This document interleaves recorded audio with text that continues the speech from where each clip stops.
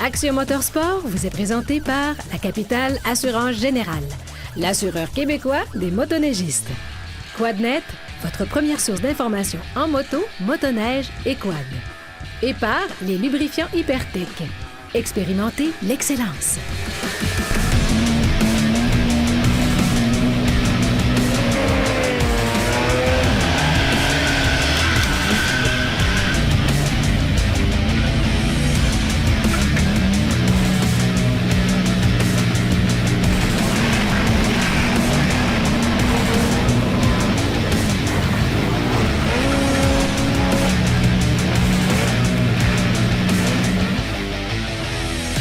Bienvenue à Action Motorsport. Cette semaine, nous sommes toujours au Montana pour vous présenter les nouveautés 2016 chez Yamaha.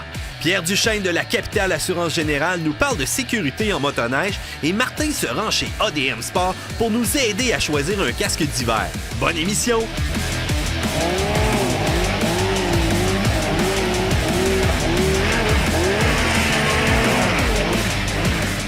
Je suis avec Andrew directement sur le top de la montagne où est-ce qu'on va parler de la fameuse SR Viper, donc la MTX 162, et on a une motorisation turbo pour celle-ci. Hey Andrew, how are you doing? Good, how about you? I'm fine. I've seen you do some hill climbing, some jumping with this machine. I think Yamaha got it even better this year. Yeah, like I said, they really narrowed up the front end, and with the wider skis, it just really, you can side hill on it and keep it on its edge, and with the new 3-inch track, it just really rips through the deep snow. I can see that. How does the turbo react or give you input? Because on turbo machine, sometimes you have a certain lag, you know, to get all the full power. It actually comes right out of the bottom. It's got power, and it's all the way to the top, and there's no bogging, no nothing. It's pure power. It's pure power. So the track does good, the engine does good, so and also the new suspension. What do you need? The turbo tops it off. I mean, puts you over the top. There ain't much more you can ask for. No, being a pro rider, that's what you do for a living? I ride in, yeah. I mean, they come out for special events for Yamaha, and I get to ride with them, and I get to ride with some of the best guys out there, and it works. So besides that, you're guys that love deep snow. Are you into trail riding too, or you're just a mountain guy? I pretty much just stick to the mountains. I mean, I hit a trail here and there, but I like the mountains. It's kind of my deal, and that's what I like to do. Okay, good. Well, I hope that you probably give us some tricks, because we're average guy in the mountain. by seeing you go up the hill, do some jumping, I was quite impressed, and I just love to see you in action. Throttle control is top key. Thank you, Andrew. Thank you.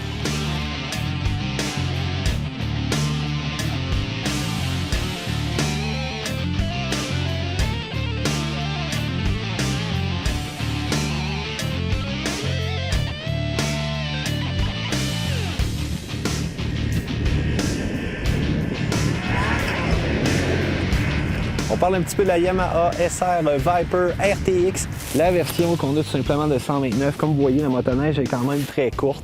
À l'avant, on reconnaît bien entendu les Fox Float 3, donc c'est une nouveauté cette année pour eux.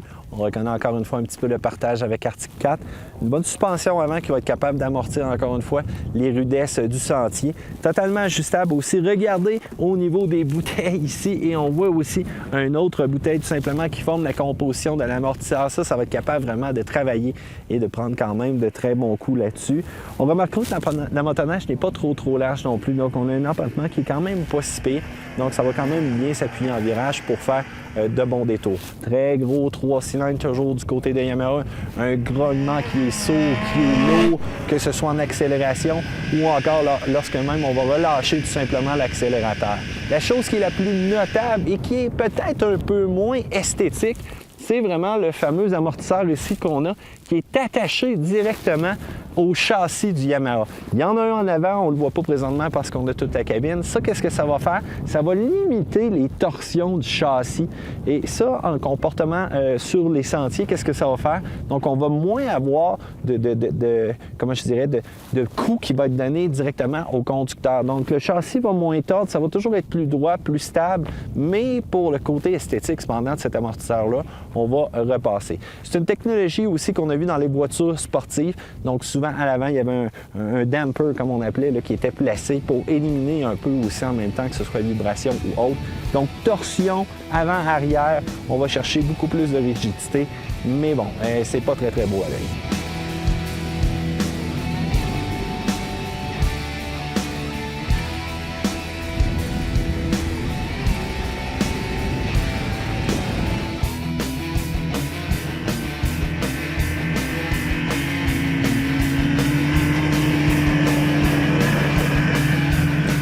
De faire une petite tournée avec la Yamaha STX 146, donc une machine de touring. C'est une grosse motorisation qu'il y a dans le devant et ça paraît sur le feeling de conduite. Ça paraît aussi dans les répartitions du poids. La nouvelle suspension arrière fait quand même un bon travail de ce côté-là. Il faut dire qu'une 146, c'est pas énormément long. Et dans des conditions glacées, cependant, la chenille a tendance à déraper, effectivement. Donc, il faut faire attention parce qu'on a beaucoup de puissance avec ce moteur-là. Et des fois, une petite sortie de virage, ça se met à déraper un petit peu. Mais bon, c'est quand même pas si pire pour ça. Le reste, sa position de conduite est quand même bonne. Et en option, on a un banc chauffant. Donc, directement le bouton. Le connecteur aussi pour la visière chauffante du casque est très, très proche du conducteur. Et il faut dire aussi, en arrière, présentement, on a un très beau compartiment, très gros, scellé, qui va permettre de mettre beaucoup de choses à l'intérieur pour le voyage. Un fait intéressant aussi, il y a tous les ancrages par défaut pour les attaches. Donc, si jamais on voudrait attacher quelque chose par-dessus, donc directement à l'intérieur de là, on va les retrouver. Ça va permettre d'attacher nos choses en sécurité. Côté appréciation, c'est pesant comme véhicule. C'est pas évident. Cependant, on a une bonne protection du côté du vent. Donc, on va être quand même bon pour faire de longues randonnées. Mais c'est sûr que si le sentier s'en vient un peu carotteux, on va trouver ça un petit peu difficile.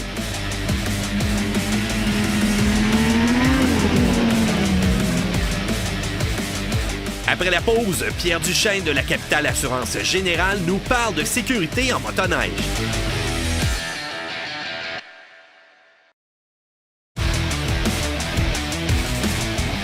Bonjour Pierre, ça va bien? Ça va bien, toi? Très bien, merci. Coordonnateur pour les assurances La Capitale. Et aujourd'hui, on parle de sécurité en motoneige parce qu'on sait, le bilan s'améliore, mais des accidents, ça peut toujours arriver. Avez-vous des conseils pour les téléspectateurs à Télémag concernant les mesures, les préventions à prendre avant de partir en expédition? Bien, c'est sûr que je pourrais parler de vitesse, je pourrais parler de boissons. Je pense que tout le monde est au courant de ça. Il y a des campagnes de sensibilisation. À la capitale, ce qui est important à la base, c'est de bien s'assurer avant de partir et aussi de peut-être penser à l'imprévu. Donc, nous, à la capitale, on a un partenariat exclusif avec Air Médic. Qui consiste, Air Médic? Bien, Air Médic, en fait, c'est un service de secours par hélicoptère lorsqu'on est blessé, entre autres, ou on a un malaise en dehors des grands centres. Où est-ce que les ambulances ne seront pas en mesure de... On est sur la Côte-Nord, on est loin, on est dans le bois, comme on dit, puis maman ne peut pas venir nous chercher. Exactement. Puis on fait juste penser aux pistes fédérées ou les gens qui sortent des grands centres. Ça peut arriver assez vite là, qu'on soit plus... que ça soit plus possible de nous rejoindre. On n'est plus accessible. Exactement.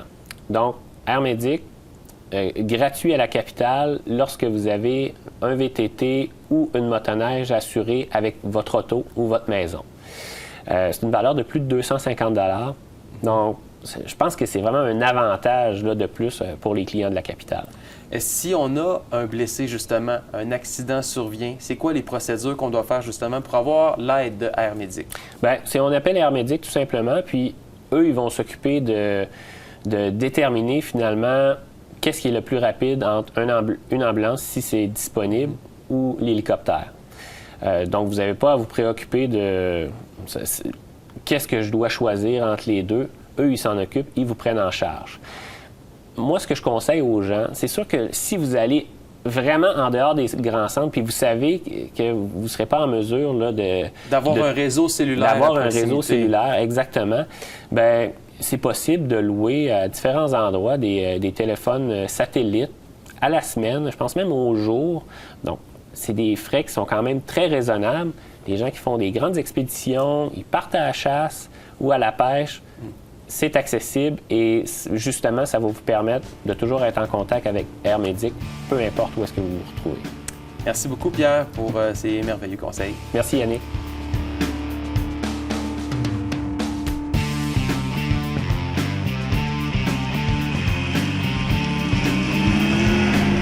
suis avec Nicolas Sapp, l'administrateur de la CMQ. Nicolas, comment ça va? Ça va très bien. Ben, moi aussi, ça va super bien. Hey, il fait-tu beau? Oh oui, ici, on est au Paradis, au Montana. Mais, hein, Nick, la CMQ, c'est quoi exactement? C'est un forum francophone. C'est le plus gros forum francophone de motoneige qui a été fondé à la fin du dernier siècle par... C'était trois personnes qui étaient maniaques de motoneige. Ils ont commencé sur des anciens babillards là, électroniques. Ouais, ça remonte à loin, ça, là. Puis après ça s'est migré sur MSN pendant quelques années. Un genre de groupe, là? Oui, un groupe MSN. Puis ça est devenu de plus en plus populaire et tellement populaire qu'à un moment donné, on avait peur de se faire mettre dehors. Ah oui? Alors, on est parti avec l'ancien, comme celui qui était en charge du forum. Je l'ai approché, puis lui, il voulait un peu quitter le monde de la motoneige. Fait que j'ai trouvé Marc-André Gaudreau, qui est devenu un ami, qui est avec moi le co-administrateur et copropriétaire de la CMQ, qu'on a migré sur notre propre serveur. OK. Et depuis 2005, avec un moteur là, qui permet d'avoir... maintenant, on est rendu avec près de 35 000 membres. 35 000 membres, c'est quand même beaucoup là, pour la communauté de Québec francophone. Oui. Puis c'est un forum, ça va faire peut-être même presque 15 ans. OK. Et le secret, c'est qu'on a une modératrice en chef qui gère bien ça et beaucoup de modérateurs. C'est important. Là. Des fois, les réseaux sociaux ouvrent la discussion qui peut être extrêmement péjorative, sans bon fondement. Bien, les gens sont tout seuls dans leur sous-sol, se sentent très confiants et surtout, ils parlent de leur passion. Alors, quand tu parles de ta passion, souvent, tu t'emportes. Ouais, ça vient chercher, hein? Il y a eu un problème avec un concessionnaire et tout ça. Ça, généralement... On permet la critique, mais dès que ça devient moindrement, on l'efface. Parce qu'à quelque part, on en parlait un petit peu avec Yves aussi, les manufacturiers s'impliquent tellement dans une machine, le produit n'existe pas pour rien. Non. Donc, il y a une raison derrière, il y a un ingénieur qui a trouvé de quoi de bon à l'intérieur, il y a des bons côtés, il y a parfois aussi des moins bons côtés, mais il faut dire que c'est subjectif, c'est le pilote qui va apprécier cette machine-là et qui va la mener jusqu'au bout. Tout à fait. Nick, merci beaucoup pour tes commentaires, super apprécié. Bonne fin.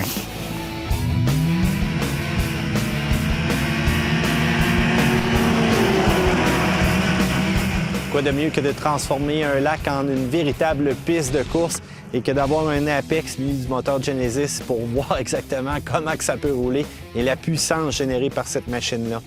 Ça donne toute une impression de machine de course, littéralement. La sonorité, regardez au niveau des échappements, comment c'est placé, totalement à l'arrière, mais aussi la révolution moteur qui va chercher dans les 10 000 tours minute. Donc, vraiment inspiré de la moto, tout simplement.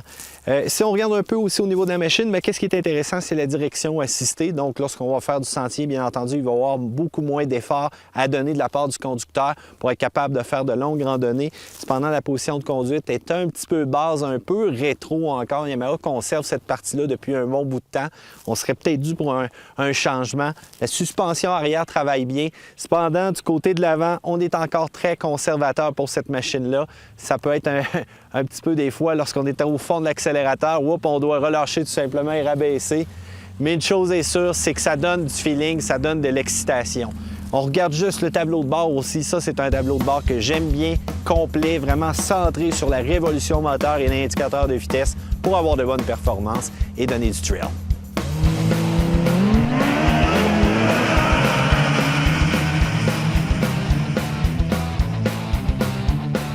Une des grandes nouveautés chez Yamaha cette année est la suspension arrière Single Shock. Elle est offerte en deux versions, 129 pouces ou 146 pouces. Par rapport à l'ancienne version, elle est allégée de 4,54 kg.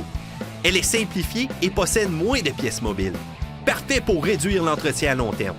Elle est équipée d'amortisseurs Fox Float 3 XV.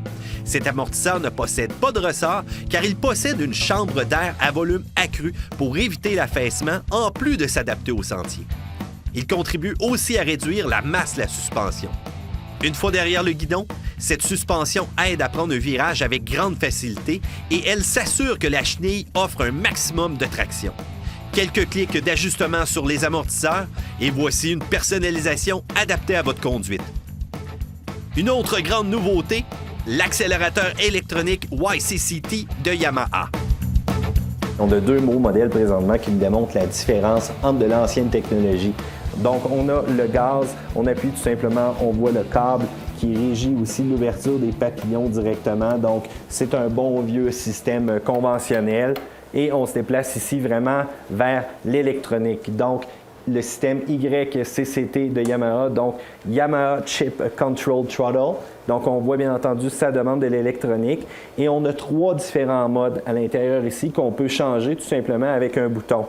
Alors, on a quand même un câble ici qui va relier tout simplement au servomoteur si on veut. Ça va quand même donner la possibilité d'avoir une certaine tension parce qu'on sait parfois lorsqu'on n'a rien du tout là, dans du côté de l'accélérateur, des fois on va prendre un saut, on va accrocher tout simplement et ça ne sera pas nécessairement idéal, surtout si on n'a aucune tension et la motoneige va réagir un peu bizarrement. Tandis qu'avec une tension, on est moins des fois porté à vraiment l'enfoncer lorsqu'on va avoir des petits chaos. Donc, en mode économie comme ça, si j'appuie complètement au fond, on voit que les papillons n'ont pas une pleine ouverture. Ça va vraiment limiter la motoneige tant au niveau de la vitesse, mais surtout maximiser l'économie. Donc, ce serait parfait aussi, un mode vraiment parfait pour une personne qui débute tout simplement, ou encore en qui on n'a pas trop confiance et à qui on veut prêter notre motoneige. Je vais relâcher l'accélérateur et je passe en mode sport et vous allez voir immédiatement la différence de l'ouverture, même aussi la réaction. C'est un peu difficile à percevoir à l'œil nu ou encore la caméra, mais on voit que ça l'ouvre beaucoup plus rapidement et c'est pas pour rien, c'est pour maximiser les performances. On peut revenir en mode touring aussi. Donc encore là, une fois, nos accélérations vont être plus douces et ça va tenter aussi d'économiser l'essence parce qu'on sait, lorsqu'on a une motoneige des touristes, on veut faire le plus possible de distance sans avoir à remplir notre réservoir.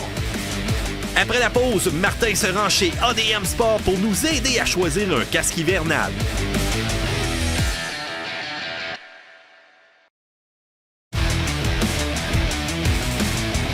Lorsque je vais faire le choix d'un casque de protection en conditions hivernales, avant même de m'approcher des attributs qui vont être chauds, confortables, etc., je vais d'emblée regarder les normes, comme sur un casque de moto, donc au minimum DOT, idéalement Snell ou encore ECER 2205. Dès que cette étape-là est franchie, ça veut dire que mon casque répond à une de ces normes-là, je vais m'intéresser aux attributs du casque. Dans un premier temps, est-ce que je veux un casque qui est amovible comme celui-là, donc un casque qui peut s'ouvrir à l'avant, ou si je veux un casque plein? Ça va dépendre du niveau de confort que vous recherchez et de votre résistance au froid. Donc, plus mon casque est isolé, plus il va être évidemment confortable. On peut se fier sur les marques comme les FXR par exemple ou encore les CKX qui sont les marques qui sont en vogue et qui sont très bien conçues. Je prends l'exemple des 2 casques que j'ai ici. Dans les 2 cas, ce sont des casques hivernaux.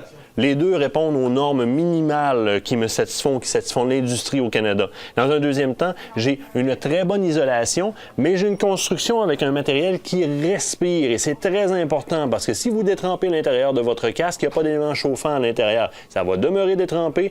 Quand vous allez vous arrêter, vous allez geler de la tête très rapidement. Ça va être très inconfortable. Donc, non seulement bien isolé, mais isolé avec des matériaux de qualité. Ensuite, je m'adresse à la visière à l'avant. Dans un premier temps, avant même d'abaisser la visière principale, ici, j'ai une option qui me donne une visière teintée. Au niveau de la sécurité, lorsque je défais mon chemin et que je suis face au soleil couchant, ça peut être aveuglant et ça peut être problématique. Cette option-là m'intéresse beaucoup. La deuxième partie qui m'intéresse énormément, l'hiver, on va facilement embuer une visière si elle n'est pas chauffante ou si j'ai pas suffisamment d'aération. Évidemment, je m'intéressais à savoir si mon casque a suffisamment de trappes d'aération pour sortir l'air vicié, de sortir l'humidité.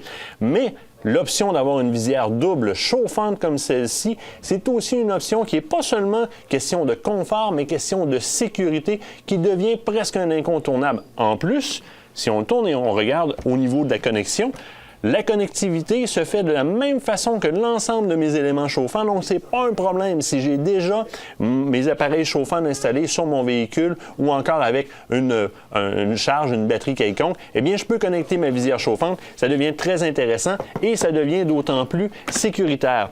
Lorsqu'on va vers des casques pleins comme celui-là ici, le fameux full face, qui va souvent être plus attribué au freestyle, donc à la motoneige libre.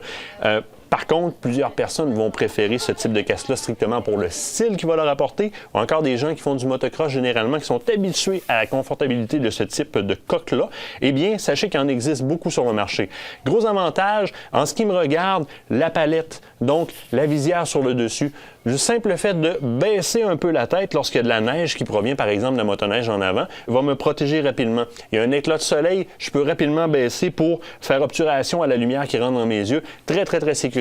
J'adore ça, avoir une palette comme ça. Évidemment, dans ce cas-ci, mais conçu de façon à pouvoir avoir chaud. Et là, on va se comprendre. C'est un casque qui est conçu pour faire du freestyle. Lorsque je fais beaucoup d'efforts physiques, je vais respirer énormément. Regardez de quelle façon le casque a été conçu pour que mon nez vienne à côté dans une paroi qui envoie l'air vers le bas. Et ça va être récupéré par des trappes de ventilation pour sortir l'air vicié. Donc, toute cette humidité-là ne restera pas dans le casque et ne viendra pas embuer ma visière principale. Dans un deuxième temps, avec ce type de casque-là et principalement ce FXR-là, je peux ajouter carrément la lunette normale de ski ou encore de motoneige que je peux venir apposer à l'intérieur du casque. Donc, je peux fonctionner à visière ouverte. Et si je fonctionne à visière fermée, ça va me donner un deuxième élément de confort qui est un élément thermique. Quand je vais conserver la chaleur à mes yeux, ça ne créera pas de buée supplémentaire au niveau de la visière qui, elle aussi, est chauffante. Donc, beaucoup de points à regarder, surtout au niveau de la sécurité, puis vient la confortabilité. Mais quoi qu'il en soit, soyez sûr d'avoir un bon casque sur votre tête et n'oubliez surtout pas votre passager. Beaucoup de choix comme ça ici en magasin. Je suis du côté d'ADM, la succursale de Québec et la succursale de Saint-Hyacinthe. Vous allez les conseiller sur place pour vous aider parce que c'est sûr qu'on ne retient pas tous ces petits points-là. Bonne saison! Gardez le contact dans les sentiers avec ADM Sport.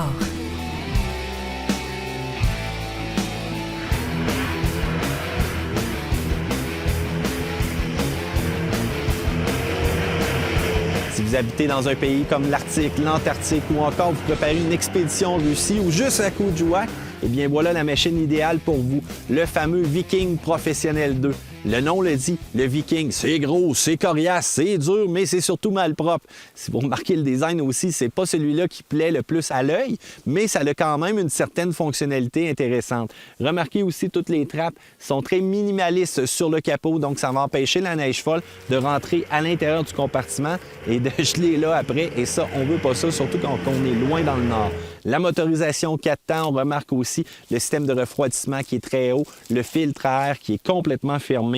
Et une fois qu'on est assis aux commandes, ben là, on le sait que c'est massif.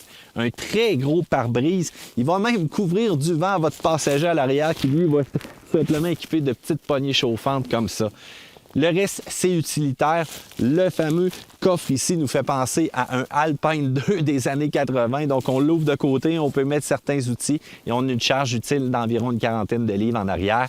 Mais c'est une machine qui est faite pour tracter. Alors, on attache le tout et on est parti avec un gros chargement et on part en expédition. On va avoir une très bonne flottaison aussi lorsqu'on regarde au niveau des patins et surtout la largeur de la machine. Mais si jamais je peux vous recommander quelque chose, c'est de munir d'un treuil cette machine-là, parce que si jamais vous restez pris, c'est quand même assez pesant.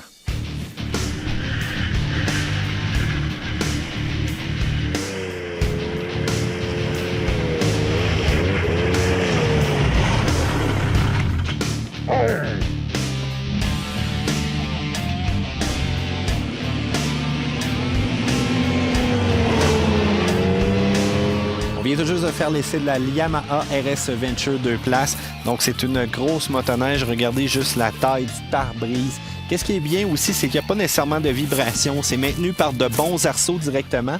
Et si vous remarquez aussi les miroirs, ils ont l'air d'être reliés au pare-brise. Souvent, ça, ce qui arrive, c'est que ça cause la vibration. On vient pour regarder dans nos miroirs, puis hop, on voit absolument rien en arrière à part quelque chose qui bouge. Ben, tout simplement, l'arceau vient se connecter au miroir à partir d'ici. Donc, ça passe au travers du pare-brise. Donc, ça donne quand même une très bonne visibilité arrière.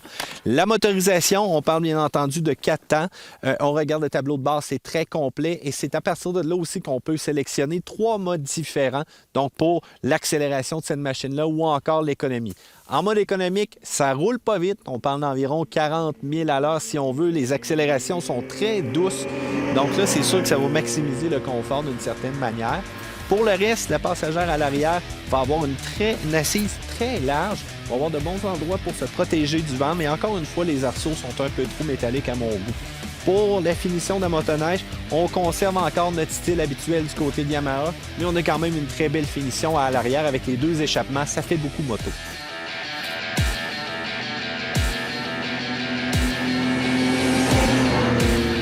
Voilà ce qui conclut Action Motorsport pour cette semaine. Si vous avez des commentaires ou des suggestions, rendez-vous sur Facebook pour échanger avec nous et n'oubliez pas la chaîne YouTube pour visionner du contenu exclusif. Soyez là la semaine prochaine pour la suite du Snowshoe.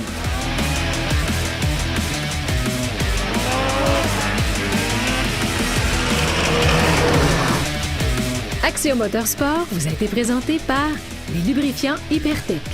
Expérimentez l'excellence.